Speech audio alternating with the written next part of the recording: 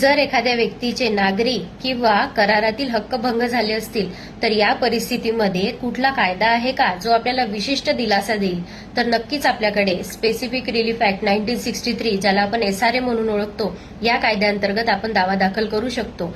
तर आपण दावा कुठल्या गोष्टीसाठी करू शकतो? दावा नेमका आपण आपल्या इम्युएबल प्रॉपर्टीचं पजेशन म्हणजेच ताबा मिळवून घेण्यासाठी करू शकतो. एखादा व्यक्ती जर कराराची पूर्तता नसेल करत तर त्याला कराराची पूर्तता करून द्यावी म्हणून आपण स्पेसिफिक परफॉर्मन्स ऑफ कॉन्ट्रॅक्टचा दावा दाखल करू शकतो.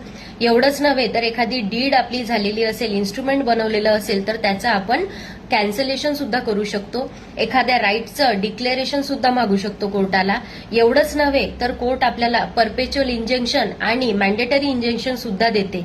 आणि हेच नाही तर ज्यांना माहिती नाही त्यांच्यासाठी ही खास इन्फॉर्मेशन आहे की under section 21 of specific relief act कोर्टाला पॉवर देखील आहे. जर तुमचे राईट्स हे व्हायोलेट झालेले आहे आणि तुम्ही जर कोर्टाला कंपन्सेशन मागितलं तर नक्कीच तुम्हाला तुमच्या राईट्सच्या व्हायोलेशन सोबत तुम्हाला नुकसान भरपाईची सुद्धा तरतूद करून देण्यात येईल. तर ह्या कायद्याचा आपण खरंच उपयोग केला पाहिजे आणि आपले राईट्स हे सुरक्षित ठेवले पाहिजे. माहिती आवडली असेल तर व्हिडिओला लाईक, शेअर आणि सबस्क्राईब जरूर करा.